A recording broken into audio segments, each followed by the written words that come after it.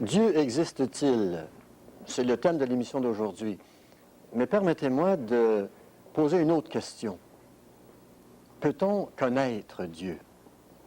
Dans son excellent livre intitulé « Il faut beaucoup de foi pour être athée », justement le livre auquel François a référé tout à l'heure, son auteur, Ralph Challis, écrit « D'où vient la structure mathématique de l'énergie qui constitue le cosmos? D'où viennent les lois immuables de la physique et de la chimie? D'où vient la complexité inconcevable de notre cerveau? D'où vient notre besoin d'aimer et d'être aimé? Et plus encore, comment expliquer le miracle de la beauté?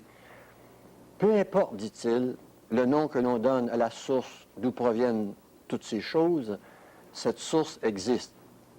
Et dans ce cas, l'action la plus intelligente que l'homme puisse entreprendre consiste à rechercher cette source.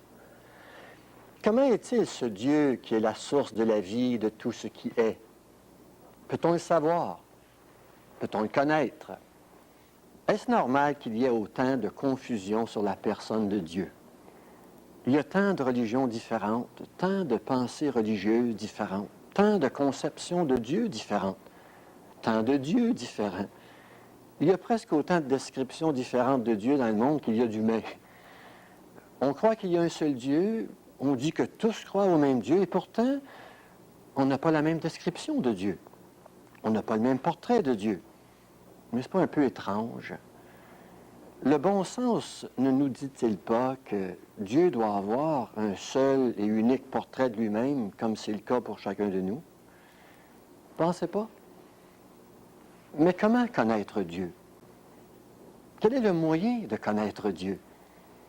Il est évident que le Dieu invisible ne peut être connu que dans la mesure où il se soit révélé. Mais s'est-il révélé? Bien sûr qu'il s'est révélé. La révélation de Dieu dans la nature et dans le cosmos est imprimée. La Bible dit dans l'Épître aux Romains, par exemple, que la colère de Dieu se révèle du ciel contre toute impiété et toute injustice des hommes qui retiennent injustement la vérité captive. Car ce qu'on peut connaître de Dieu est manifeste pour eux, Dieu leur ayant fait connaître. En effet, les perfections invisibles de Dieu, sa puissance éternelle et sa divinité se voient comme à l'œil depuis la création du monde quand on les considère dans ses ouvrages. Ils sont donc inexcusables. Dieu nous dit dans ce texte de sa parole qu'il a d'abord imprimé l'image de son existence et de sa personne dans la nature qui nous entoure et dans le cosmos qui nous enveloppe. Que l'existence de Dieu et de sa personne sont visibles à l'œil nu pour ceux qui savent voir, de sorte que ceux qui ignorent son existence ou sa personne sont sans excuse de ne pas le connaître. Et par conséquent, refuser de le voir dans la nature, c'est se cacher une vérité évidente qui nous rend coupables. Alors, qu'est-ce que la nature et le cosmos nous révèlent de Dieu? Eh bien, d'abord, son existence. Quand on regarde le ciel avec son système interplanétaire, à la fois si compliqué et si perfectionné, et puis qu'on regarde la Terre avec la vie qu'elle renferme et ses nombreuses créatures d'une si grande complexité et en même temps d'une si grande perfection, on est forcé de conclure que Dieu existe. Quand on admire un merveilleux coucher de soleil le soir au crépuscule ou un magnifique arc-en-ciel le jour après la pluie, ou qu'on s'émerveille devant une magnifique rose dégageant son parfum exquis, on est forcé de conclure que le Créateur doit être un artiste exceptionnel qui aime la beauté. Et quand on considère l'éclat de l'éclair qui d'un seul coup traverse les cieux de l'est à l'ouest, et le grondement du tonnerre qui fait trembler la terre, ou la puissance du vent et la force des cyclones et des ouragans, ou encore la puissance de la mer qui se déchaîne, ou celle du verglas qui brise les pylônes électriques comme s'ils étaient des cure-dents, on se dit que Dieu non seulement doit aimer les belles choses, mais qu'il doit également être très puissant. Et quand on contemple le travail d'une simple abeille ou l'activité d'une toute petite fourmi, ou même encore celui de l'araignée tissant sa toile avec tant d'adresse et d'intelligence, On est forcé de conclure que Dieu non seulement aime les belles choses et est puissant, mais il doit également être très sage. Et quand on contemple le cosmos la nuit, avec ses milliards d'étoiles, qu'on plonge ses regards dans la lentille d'un télescope pour y sonder les galaxies par milliards qui remplissent l'espace en termes de milliards d'années-lumière, on est forcé de conclure que Dieu, en plus d'être un Dieu de beauté, de puissance et de sagesse, doit également être un Dieu de grandeur. Il doit être infiniment grand. Alors vous voyez, la nature et le cosmos sont des œuvres de Dieu où il est imprimé la révélation de son existence et même de sa personne. Toutefois, cette révélation est insuffisante. Elle ne peut en soi nous faire connaître Dieu personnellement et intimement. Elle ne peut tout au plus que nous donner le goût de Dieu, que nous donner le désir de le connaître personnellement. Elle ne peut que nous conduire à la recherche de Dieu, mais pas plus. C'est pourquoi Dieu a dû ajouter une autre forme ou un autre ordre de révélation, une révélation spéciale et spécifique de lui-même, qu'il nous a donnée, qu'il a rédigée dans un livre, dans la Bible. Dieu a donné aux hommes un livre dans lequel il a écrit sa biographie, dans lequel il s'est révélé personnellement pour nous dire qui il est et comment il est, et ce qu'il a fait, et ce qu'il fait, et ce qu'il fera. La Bible est un livre unique que Dieu a donné aux hommes par inspiration au cours des âges et à travers le cours de l'histoire du monde, afin de nous donner un moyen unique de le connaître. On ne peut pas connaître Dieu personnellement autrement, et on ne peut pas le connaître ailleurs non plus. La Bible, c'est la parole de Dieu et elle est la révélation personnelle de Dieu. Elle est un prodige de Dieu. L'avez-vous déjà lu? Avez-vous déjà honnêtement lu ce livre avec un esprit ouvert, avec humilité, avec le désir de connaître Dieu? Eh bien, moi, je l'ai fait et je l'ai rencontré. Et faites-le et vous verrez pour vous-même. Mais au cœur de ce livre, il y a la révélation toute spéciale de Dieu dans la personne de son Fils unique, le Seigneur Jésus-Christ. Dans l'Épître aux Hébreux, nous lisons que Dieu, après avoir autrefois, à plusieurs reprises, de plusieurs manières, parlé à nos pères par les prophètes, Dieu, dans ces derniers temps, nous a parlé par le Fils. Il a établi héritier de toutes choses, par lequel il a aussi créé le monde, et qui est le reflet de sa gloire et l'empreinte de sa personne. Depuis Adam, Dieu avait parlé aux hommes par des prophètes. Mais quand Jésus est venu sur cette terre, Dieu a parlé aux hommes en personne. Jésus-Christ, c'était Dieu incarné dans une personne humaine. Il était la manifestation visible du Dieu invisible. Il était la révélation sublime de Dieu en chair et en os. Jésus-Christ était Dieu parmi nous sur la terre, venu nous parler dans notre langage, venu nous rejoindre à notre niveau. L'apôtre Jean, qui avait été un intime de Jésus quand ce dernier était sur la terre, écrit ce qui suit concernant Jésus dans l'introduction de son évangile. Au commencement était la parole, et la parole était avec Dieu, et la parole était Dieu.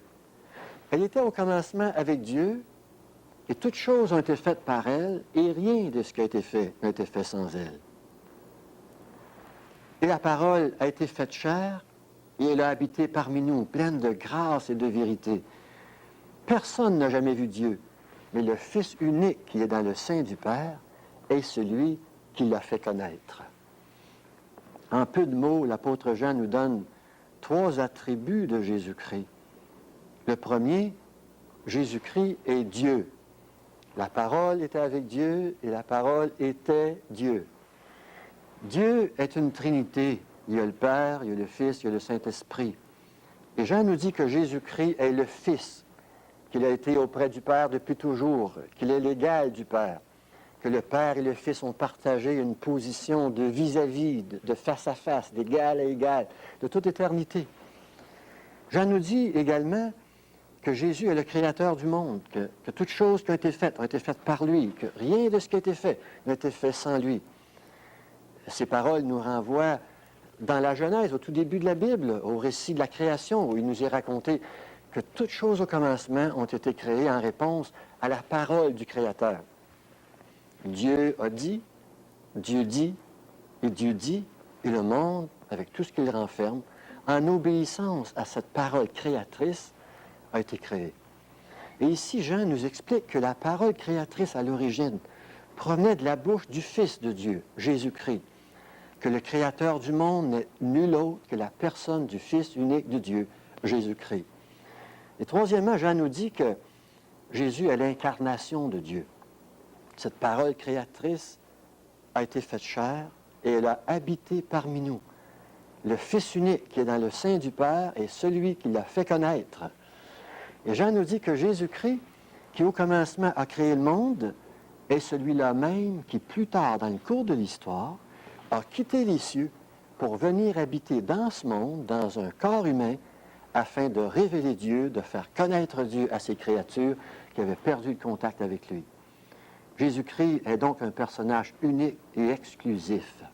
On ne peut connaître Dieu personnellement ailleurs qu'en lui ou d'une autre manière qu'en lui.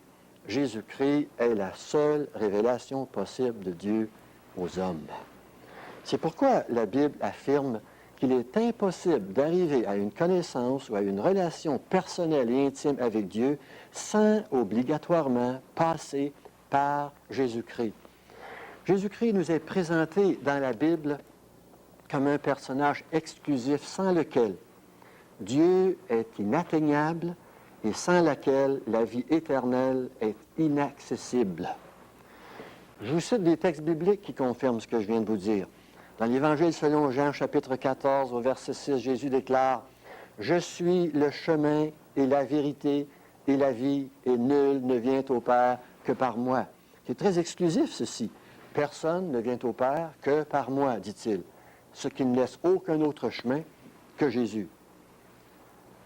Puis dans les Actes des Apôtres, au chapitre 4, au verset 12, nous lisons « Il y a de salut en aucun autre, car il n'y a sous le ciel aucun autre nom que celui de Jésus qui a été donné parmi les hommes par lequel nous devions être sauvés. » Non seulement Jésus est le seul chemin qui puisse nous conduire au ciel, mais il possède également, il est le seul nom sur la terre et dans tout l'univers qui puisse être invoqué pour nous faire entrer au ciel. Le salut n'est possible qu'en lui.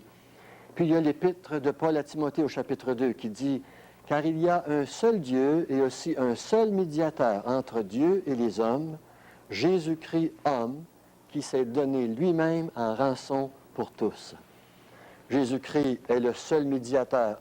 Il est le seul intermédiaire qui existe, capable de réconcilier le Créateur 3 fois saint et la créature déchue et pécheresse. Pourquoi Jésus seul? Parce que Jésus est ce qu'aucun autre n'est. Il est à la fois Dieu et homme. Il est l'homme-Dieu. Il est ce qu'aucun autre n'est. Et de plus, il a fait ce qu'aucun autre n'a fait. L'homme-Dieu qu'il était est mort sur une croix pour porter les péchés de ses créatures, pour payer la rançon, le prix de nos fautes. Personne d'autre que Jésus n'a fait cela pour nous. Jésus est le sauveur du monde.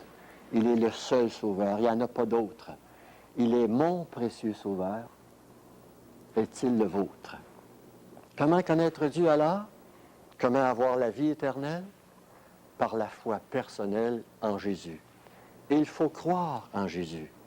Jésus a dit, celui qui croit en moi a la vie éternelle. Et il faut croire en lui. Il faut mettre toute sa confiance et tout son espoir en lui. Donc, c'est à vous de le faire. C'est à vous de croire.